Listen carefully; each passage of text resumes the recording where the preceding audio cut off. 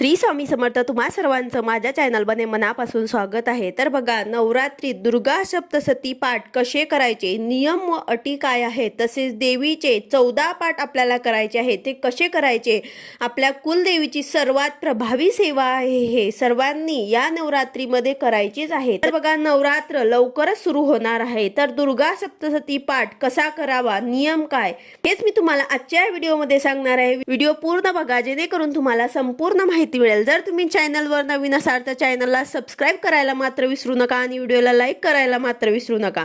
तर बघा, काही नियम आणि अटी असतात, ते पाळूनच आपल्याला आपल्या आई भगवतीची सेवा करायची असते। आणि आई भगवतीची सेवा आपण रोज आपल्याकडनं होत नाही, आपण फक्त रोजची देवपूजा आणि सकाळ संध्याकाळ दिवा लावतो। पण हे जे 9 दिवस नवरात्रीचे असतात, यामध्ये आपल्याला आपल्या आई भगवतीची, आपल्या कुलदेवीची सेवा करायची आहे। आई भगवतीची सर्वात उच्च कोटीची सेवा आहे ती म्हणजे दुर्गा सप्तशती या ग्रंथाचे पठण करणे। तुम्ही कितीही पाठ करा पण सेवा नक्कीच करा। तर बघा, दुर्गा सप्तशती हा ग्रंथ 700 श्लोकी आहे आणि तो संस्कृत आणि प्राकृत दोघांमध्ये आहे। तुम्हाला जे जमेल किंवा तुमच्याकडे जे ग्रंथ असेल ते तुम्ही वाचू शकतात। तर बघा, दुर्गा सप्तशती ग्रंथ का वाचावा, तर बघा, दुर्गा सप्तशती पाठ हे आपल्या आई भगवतीची सेवा असते, आपल्या आईची सेवा असते, आपल्या कुलदेवीची सेवा असते। आपण सगळ्यांची सेवा करतो पण आपल्या कुलदेवीची सेवा करणं रोज शक्य होत नाही, म्हणून तुम्हाला जास्तीत जास्त दुर्गा सप्तशतीचे पाठ करायचे आहे। जरी वर्षभर नाही जमलं तर या नवरात्रीमध्ये आवर्जून करायचे आहे। यानंतर दुर्गा सप्तशती पाठ का करावा, तर बघा, विवाह जमत नाही आहे, नोकरी मिळत नाही आहे, संतान प्राप्ती होत नाहीये, घरात नेहमी कटकट आहे, जमलेले लग्न तिकट नाही, मुली माहेरी येऊन गेलेल्या आहेत, यांच्यासाठी तुम्हाला दुर्गा सप्तशती पाठ करायची आहे। आई भगवतीची जेव्हा आपण सेवा करतो तर आपले कितीतरी प्रश्न मार्गी लागतात। आपल्या कुलदेवीची सेवा करणं खूप महत्त्वाचं आहे। तर बघा, दुर्गा सप्तशती पाठ जेव्हा आपण करतो तर त्यासाठी काही नियम असतात, ते आपल्याला पाळायचे असतात। तर बघा, नवरात्रीमध्ये किती पाठ करायचे असतात, तर तुम्ही 28 करू शकतात, 14 करू शकतात, 7 करू शकतात, 5 करू शकतात, तसेच तुम्ही 1 सुद्धा पाठ करू शकतात। दुर्गा सप्तशतीचा एक पाठ करणं म्हणजेच काय, तर 1 ते 13 अध्याय तुम्हाला पूर्ण वाचायचे आहे। या ग्रंथामध्ये 1 ते 13 अध्याय आहे, तर ते संपूर्ण अध्यायाचे आपल्याला पठण करायचे असते। दररोज आपल्याला संपूर्ण अध्यायाचे पठण करायचे, यालाच म्हणतात एक पाठ करणं। जर नवरात्रीमध्ये तुम्ही 14 दुर्गा सप्तशतीचे पाठ केले तर नवचंडी केल्याचे तुम्हाला फळ मिळेल।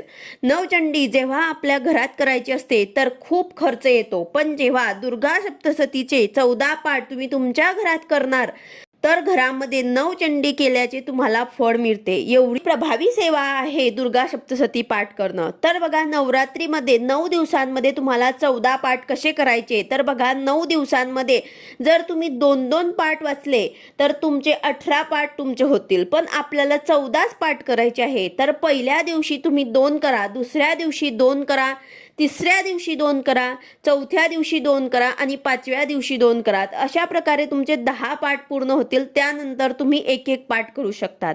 तर अशा प्रकारे 9 दिवसांमध्ये तुम्हाला 14 पाठ पूर्ण वाचायचे आहे। तुम्हाला 14 पाठ तुम्हाला करायचे आहे, तुमच्या इच्छेनुसार तुम्हाला जमेल तसे तुम्हाला करायचे आहे। पहिल्या दिवशी जर तुम्हाला 1 पाठ जमला तर दुसऱ्या दिवशी 2 करा, तिसऱ्या दिवशी 2 करा। तुम्ही 9 दिवसांमध्ये 14 पाठ कसेही तुमच्या सोयीनुसार, तुमच्या अकॉर्डिंग, तुमच्या तुम्हाला जमेल तसं तुम्हाला 9 दिवसांमध्ये 14 पाठ पूर्ण करायचे आहे। या 9 दिवसाच्या कालावधीमध्ये तुम्हाला पूर्ण 14 पाठ पूर्ण करायचे आहे। तसेच जर मध्ये सूतक विटाळ आले तर नंतर सुद्धा हे कंटिन्यू तुम्ही करू शकतात। नवरात्रीच्या नंतर सुद्धा हे तुम्ही कंटिन्यू करू शकतात। पण या नवरात्रीमध्ये जर तुम्हाला काही अडचण नसेल तर तुम्हाला या नवरात्रीमध्ये 14 पाठ पूर्ण करायचेच आहे। तसेच जर तुम्हाला नवरात्रीमध्ये आधी जर अडचण असेल तर त्यानंतर 4-5 दिवस झाल्यानंतर जर मासिक विटाळ असेल तर 4-5 दिवसानंतर तुम्ही ह्या सेवेला सुरुवात करा। 14 पाठ करण्याचा संकल्प घ्या। नवरात्रीमध्ये आवर्जून तुम्हाला दुर्गा सप्तशती या ग्रंथाचे पठण करायचेच आहे। यानंतर नियम काय, तर बघा, आई भगवतीची आपण सेवा करतो तर आपल्याला या नियमांचे पालन करायचेच आहे। सर्वात पहिला नियम हा आहे की तुम्ही ग्रंथ आपल्या घरातच देवासमोर वाचायचा आहे। कुठेतरी प्रवासामध्ये किंवा हातामध्ये हा ग्रंथ उचलून वाचायचं नाही आहे. एका पाटावरती एका चौरंगावरती तुम्हाला व्यवस्थित मांडणी करायची आहे. लाल कापड अंथरायचं आहे, त्यावरती हे ग्रंथ ठेवायचा आहे आणि रोज वाचण्याच्या अगोदर तुम्हाला हळदी कुंकू देवी माताला या ग्रंथाला लावून तुम्हाला या ग्रंथाचं तुम्हाला पठण करायचे आहे. तर हा नियम सर्वांनीच पाळून या ग्रंथाचं पठण करायचं आहे. यानंतर तुम्हाला संकल्प सुद्धा पहिल्याच दिवशी घ्यायचा आहे. जे काही तुमची अडचण असेल, इच्छा असेल, त्यासाठी तुम्ही हा पाठ वाचणार आहेत असे तुम्हाला देवीला सांगायचे आहे. त्याचबरोबर देवांची पूजा आणि आपल्या घरातल्या वडीलधाऱ्यांना आपल्याला नमस्कार करून या पाठाला बसायचं आहे आणि त्यानंतर हातात अक्षदा आणि पाणी घेऊन आपल्याला संकल्प घ्यायचा आहे की मी अमुक नावाचा अमुक गोत्रात उत्पन्न झालेला परब्रह्म भगवान श्री स्वामी समर्थ महाराजांचं सेवेकरी आहे. मला श्री स्वामी समर्थ सेवा केंद्रात मिळालेल्या मार्गदर्शनानुसार आजपासून नवरात्रीमध्ये जे काही तुमची अडचण असेल किंवा जे काही इच्छा असेल ते तुम्हाला बोलायचे आहे आणि श्री दुर्गा सप्तशती या ग्रंथाचे मी एवढे पाठ 14 पाठ 18 पाठ 5 पाठ 7 पाठ 9 पाठ जेवढे करणार आहेत तेवढे तुम्हाला पाठ वाचन करणार आहे असे म्हणून हातातील पाणी तुम्हाला अक्षदा तामणमध्ये सोडायचं आहे. तर अशा प्रकारे तुम्हाला पहिल्या दिवशी संकल्प घेऊन या पाठाला सुरुवात करायची आहे. त्याचबरोबर देवी समोर तुम्हाला बसून तुम्हाला हा पाठ वाचायचा आहे. बसण्यासाठी आसन तुम्हाला घ्यायचे आहे. त्यामध्ये तुम्हाला कुठल्याही प्रकारचं काळं आसन घ्यायचं नाहीये. त्याचबरोबर तुम्हाला काळ्या कलरचा कुठलाही वस्त्र परिधान करायचं नाही आहे. काळ्या कलरची साडी, काळ्या कलरचं ब्लाऊज घालायचं नाही आहे. काळं घालून तुम्हाला हा पाठ वाचन करायचं नाही आहे. त्याचबरोबर डोक्यावर पदर घेऊन हातात हिरव्या बांगड्या घालूनच तुम्हाला हा पाठ वाचायचा आहे. त्याचबरोबर साडी सुद्धा तुम्हाला सर्वांनी घालायची आहे, कारण घरातल्या कुलस्त्रीने हे पाठ करायचे असतात. तर आपल्या डोक्यावरती आपल्याला पदर घेऊन आणि साडी घालूनच आपल्याला हा पाठ करायचा आहे. त्याचबरोबर डोक्यावर कुंकू लावायचं आहे. टिकली लावली असेल तरी पण आपल्याला आई भगवतीची आपण सेवा करत आहात, तर कुंकू लावूनच हे पाठ तुम्हाला वाचन करायचे आहे. त्याचबरोबर एका बैठकीतच तुम्हाला पूर्ण पाठ वाचायचा आहे. त्याचबरोबर पाठ कधीही मनातल्या मनात वाचू नका. एवढ्या आवाजात वाचा की तुम्हाला ऐकू येईल आणि त्याचबरोबर एवढ्या आवाजात सुद्धा नका वाचू की दुसऱ्यांना त्रास होईल. अशा प्रकारे तुम्हाला वाचन करायचे आहे. त्यात आपण पाठ वाचन करता आहे तर पाणी वगैरे आपल्या जवळ घेऊनच आपल्याला बसायचं आहे. तुम्ही पाणी पिऊ शकतात. फक्त आळस येतोय, जांभळी येते, झोप येते असं काहीही करायचं नाहीये. आणि सगळ्यात महत्त्वाचं, जेवण करून पाठ करू नका. म्हणजे पोटभर जेवण केलंय मग आपण सेवा करतोय तर झोप येते. म्हणून शक्यतो सकाळी किंवा मग जेवणानंतर थोड्या वेळानंतर 2-3 तासानंतर तुम्ही हे वाचू शकतात. तसेच सकाळ 4 पासून तर संध्याकाळ 6-6:30 पर्यंत तुम्ही हे वाचन करू शकतात. रात्री वाचू नका. हे नियम पाळूनच तुम्हाला, या नियमांचे पालन करूनच तुम्हाला दुर्गा सप्तशती या ग्रंथाचे वाचन करायचे आहे. आता ज्यांना 14 पाठ करणं शक्य नाही होणार त्यांनी 7 पाठ केले तरी चालेल किंवा 9 पाठ किंवा 5 किंवा 1 सुद्धा केला तरी चालेल. पण 14 पाठ का सांगितले आहे, कारण 14 पाठ केल्याने 9 चंडी केल्याचे आपल्याला फळ मिळत असते. म्हणून शक्यतो तुम्हाला 14 पाठ या नवरात्रीमध्ये करायचेच आहे.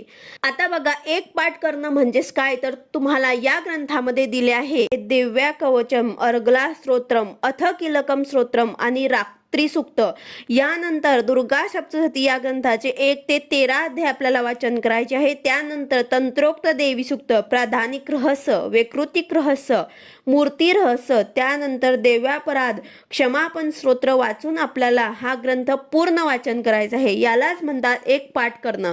म्हणजे हा पूर्ण ग्रंथ आपल्याला वाचन करायचा असतो एकाच बैठकीमध्ये. यालाच पूर्ण 1 पाठ करणं असं म्हणतात. यास तुम्हाला दिव्या कवचम, अर्गला स्तोत्रम, कीलक स्तोत्रम, रात्री सूक्त, त्यानंतर 1 ते 13 अध्याय पठण करायचे आहे आणि त्यानंतर 1 माळ तुम्हाला नवमन मंत्राची करायची आहे. ओम ऐं ह्रीं क्लीं चामुंडाय विच्छे. यानंतर तंत्रोक्त देवी सूक्त, प्राधानिक रहस्य, वैकृतिक रहस्य, मूर्ती रहस्य, त्यानंतर देव्यापरात क्षमापण स्तोत्र वाचून तुम्हाला हा ग्रंथ पूर्ण करायचा आहे. यालाच एक पाठ करणं म्हणतात. म्हणजे पूर्ण ग्रंथाचं तुम्हाला पठण करायचं आहे. याला म्हणतात एक पाठ करणं. तर असे तुम्हाला 14 पाठ करायचे आहे.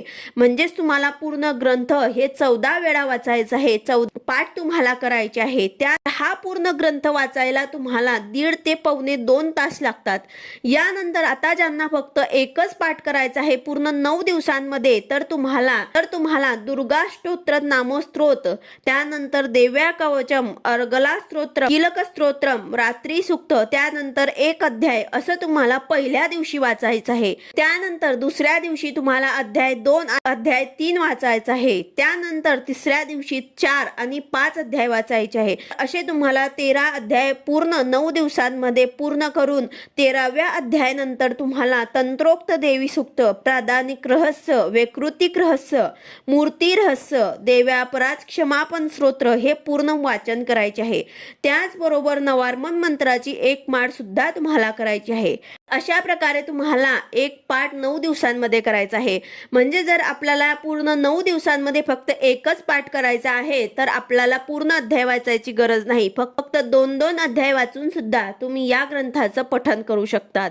पण शक्यतो तुम्हाला 14 पाठ जर जमले तर तुम्हाला 14 पाठच या नवरात्रीमध्ये करायचं आहे. कारण आपल्याकडनं पूर्ण वर्षभर आपल्या कुलदेवीची सेवा करणं शक्य होत नाही. तर या नवरात्रीमध्ये जमेल तेवढी आपल्याला सेवा करायची आहे. 14 पाठ जर तुम्ही तुमच्या घरामध्ये केले तर 9 चंडी होते. म्हणून तुम्हाला शक्यतो 14 पाठच करायचे आहे. आता ज्यांना वेळ मिळत नाही, जे वर्किंग आहेत, त्यांनी एक पाठ जरी केला तरी चालेल. तर त्यांनी रोज अशा प्रकारे तुमच्या सोयीनुसार तुम्ही 1 किंवा 2 अध्याय वाचून 9 दिवसांमध्ये पूर्ण 13 अध्याय वाचून या ग्रंथाचं पठण करू शकतात. या प्रकारे तुम्हाला आई भगवतीची सेवा करायची आहे. नवरात्रीमध्ये जमेल तेवढे तुम्हाला दुर्गा सप्तशती या ग्रंथाचे पठण करायचेच आहे. व्हिडिओ आवडला असेल तर लाईक करा, शेअर करा, सबस्क्राईब करा. भेटूया अशाच नवीन व्हिडिओ सोबत. श्री स्वामी समर्थ.